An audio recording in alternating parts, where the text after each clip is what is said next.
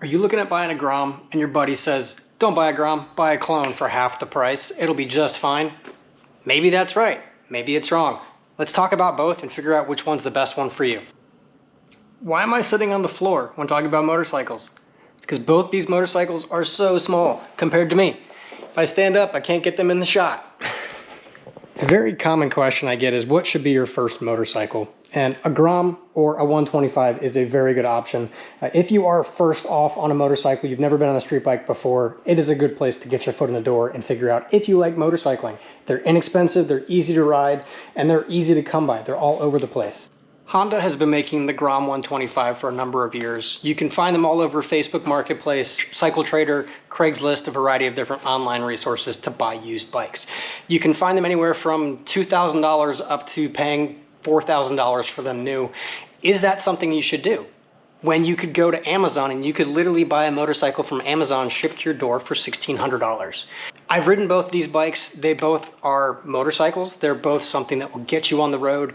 They both do require that you have a motorcycle license. In certain states, you have to have a helmet, you have to have insurance. Check with your state on the regulations for that. But both of these vehicles are considered motorcycles. They are not scooters and therefore do need a license in the United States.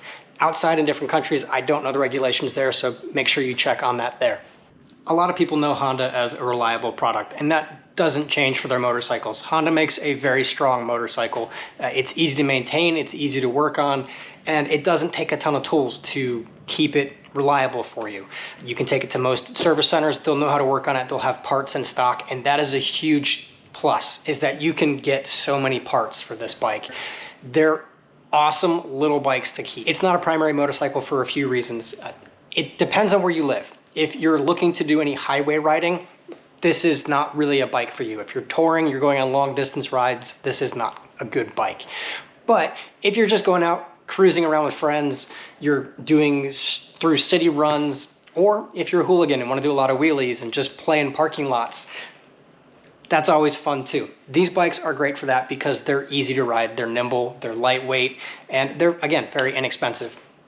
So when you jump on a Grom, one of the first things you're going to do is you're going to go, oh my gosh, this is so small. But it's really not. I'm 6 feet tall. I can ride this bike pretty comfortably. My brother-in-law who owns this bike, he is over 6 feet tall and he rides it pretty comfortably. Again, these are heavily modified. These side plastics aren't usually on it. He did put different bars on, he did put a different seat on, and obviously different foot pegs too. But from stock trim, a 6-foot person can ride on it, and it won't be super comfortable after maybe a 15-20 minute ride. I would not recommend going for hours on end on a Grom unless you're under the height of maybe 5'8", 5'9". It's meant for smaller folks. It's meant for people who are just getting started and not looking to do long distance touring. As I mentioned before, this one's been modified to look even more like a Grom than its clone predecessor or what it started out as. But there are so many parts that cross over. Things like the brake rotors, the brake calipers, the forks, even the plastics, they don't very easily go over. You have to modify them a little bit, but you can obviously make them fit onto the clone bike. The biggest difference is going to be in the finesse and in the quality of the parts. The clutch on the clone bike is really, really rough. The transmission is clunky. I'll take you out for some test rides on this bike and we can talk through it as I'm shifting through the gears. But when you get over to the Honda product, it's a much more refined machine. Honda's been making motorcycles for a long time and it shows. It really does show. When I got this clone in my possession, there were a few things that I wanted to do to it before I even took it out for a test drive, just to make it safe and comfortable for me. And that's really when I discovered a lot of the shortcomings of the clones. The build quality does lack a little bit. Things like the motor mounts, they're a little bit thinner than they really should be. The motor itself was shifting around in the mounts. There are only 2 mounting points for this engine too. On the Honda, there's 3. So it's a little bit tighter of a build in that regard. The bushings on this, they don't seem to last as long. There might not even be bushings in certain places that I think that there should be. It's just not a refined machine. But, and here's the caveat, if you have tools, if you have the know-how, if you can turn some wrenches, $1,600 and some time, and you could have a very rideable machine. My buddy says he wheelies this all the time. It's not like it's a bad bike. It's just not the best bike out there. But to be fair, you're paying half the price for this as the Grom counterpart. Let's go take a ride on these and see what we think. So this is the Honda Grom. This is a 2020. This one has about 5,000 miles on it, and it has been modified in a few different ways. Some things to note, just so you can see off of this, it does have different bars on it. It does have a different clutch lever. There's a shortened clutch lever on this with a different perch attached. So this is not the OEM clutch lever. It's a 2-finger pull. He did also change out the springs inside of the clutch to make it a bit stronger. Those are things that you don't have to do. The clutch is very easy to operate just as is. He did them because he wanted to play around a bit more.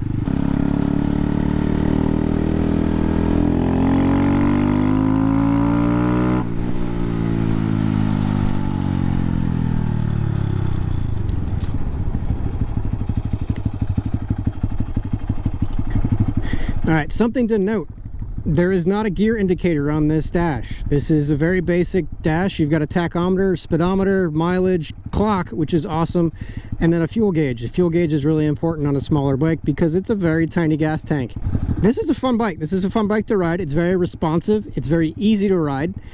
You can put it into gear and you could very easily just take off without even using your gas hand. Just that way you can learn clutch control pretty easily.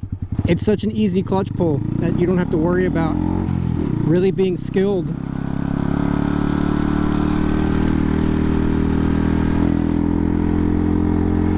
If you've never ridden a little bike like this, whether it be a Grom, a Clone, or a Z125, it's a very common reaction that when you get back, you're like, man, that was fun. That's an awesome bike.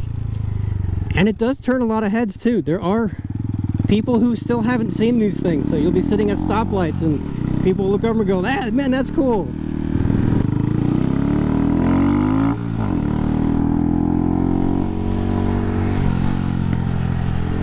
So I bought my Z125 back when my brother-in-law first got this bike, and we decided to plan a trip to Deals Gap in North Carolina and Tennessee, Smoky Mountain areas. And man, was that a blast. These bikes don't go super fast. I mean, they have a top speed of like 60 miles an hour. They're, like I said, not meant for highway cruising. They're meant for just playing around town. But they're also great for carving up the mountains. In Deals Gap, the speed limit's like 35 miles an hour, so it's not like you can be hauling butt through there anyway. So having this little bike, short wheelbase as it is, you can be super nimble and go through the turns. And it's just so much fun. And it gets like 70 miles to a gallon. Super fuel efficient too.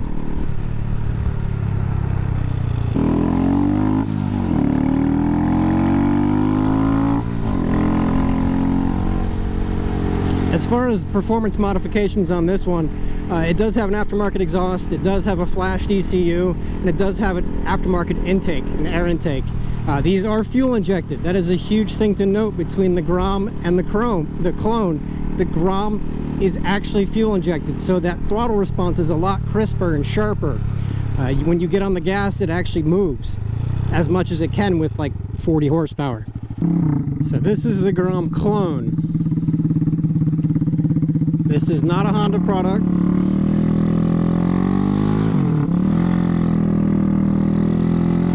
And the first thing that I noticed when riding this bike is that this clutch is so unexpectedly difficult. Not just the pull, and I have taken the cable off, I've lubricated the cable, but not just the pull is hard. Knowing where to shift gears is like inconsistent. Like, it doesn't actually let go of the clutch plates. There's just so much strange play in it that it's hard to predict. Maybe that comes with ownership. The longer you ride it, the more you'll know what's going on, but jumping on it for the first time, this does not feel like it should. I talked to my buddy who owns this bike. He goes, yeah, it's just a Clone thing. He also said the same thing about the engine moving inside. Like, the engine actually wiggled inside of the motor mounts, and he goes, yeah, that's just a Clone thing. I really think it comes down to the build quality and the tolerances of how it's built.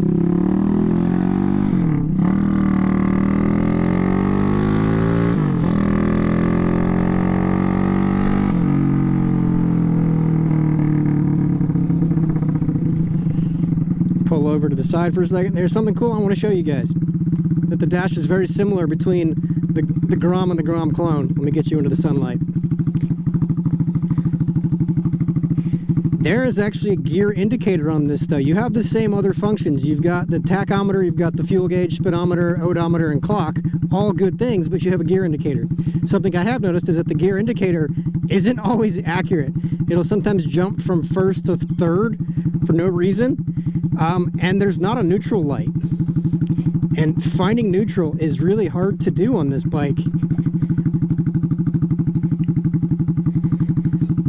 And I think, again, that comes down to the build quality. I think the transmission and the shift cogs, I think they're just not as sharp as they should be. I think that there are potentially issues with the transmission. Like, for example, the gear indicator says that I'm not in gear, but I clearly am. So as a first-time bike owner, there are things about this bike that are complicated. There's little intricacies of it being not made by a large name brand that could be hard to learn if you've never been on a bike before. Now, if you're buying this clone, this as a toy, and it's just your city hopper around town, second, maybe third motorcycle in your garage, it could be totally fine. And for 1,600 bucks, who cares if the gear indicator's wrong sometimes? Now, this engine is very similar, but it's not the same as the Honda. It does have the same amount of power, essentially. It's maybe within 1 horsepower. But they're gonna ride very similarly. A lot of the aftermarket parts that will fit on the Grom will also fit on the clones, so things like suspension upgrades you can do pretty easily. Now, things like clutch upgrades you might not be able to, because that's more of an internal motor type thing, so you have to figure out which motor you actually have. This is a Baldiao, and that's my biggest complaint on this bike, is the transmission and clutch. Those aren't things that you could solve with aftermarket Honda parts, because it is a different engine. Oh, there is a neutral light, it just doesn't always work. I just saw it come across on the dash as I went from second to first. Even things like the key, the ignition key, it does take some finesse to get it to work. Like, I just turned it to on, the dash turns on, but the lights did not. That means the bike will not start. There's just a little bit of a play in the tumblers. You have to wiggle the key to get the dash to actually turn on and the lights to turn on, which means you can now start the bike. Again, maybe it's just this one, but you won't see that with the Honda. The Honda's going to have a much sharper build quality where things will just work when you want them to, when they should. So this video is not meant to answer the question of which one has more power, which one will wheelie, which one won't. There are videos out there like that. But this one is going to answer the question of, is it worth buying the Grom the Grom clone for $1,600? See, I can't even say them that they're the same bike basically. Now to answer the most important question. Is it worth buying the Honda product over the clone? You might not like my answer, but it depends. It does depend. If you have the ability to work on the bike, if you have the ability to throw some money into additional parts, if you have the knowledge of what will make a bike run strong, the clone could work really well for you. It's a low entry level price point, 1,600 bucks. I've seen some as low as 1,300. You can buy them used too. So if that is something that you're willing to do and you have the ability to put in that time and effort, that's the way to go. But if this is your first bike, if this is your primary means of transportation, if this is something that you are looking to have for a long period of time and you need to stay reliable for you, I'd go with the Honda, hands down. When I first rode both of these bikes back to back, I came back and said to my brother-in-law who owns the Grom, I said, you made the right choice. Going with the Honda is a solid decision, but, and here's the but, here's the big but. I went to my buddy who has the clone and said, that's still a fun bike. I can make this better, but this is a fun bike. I put in a little bit of time, put in a little bit of effort, and I made the bike run safely. If it were me buying one of these two bikes, I would go and look on the used marketplace for a Honda Grom. You can pick up a used Honda Grom for $2,500. It's the middle between those two price points and you get the quality of the Honda. That's my choice. What's yours? Actually, I take that back. I'm a Kawasaki guy. I have a Z125 and I love it. Absolutely love it, and I paid $2,600 for it with 300 miles. Stay safe, everyone. Have fun.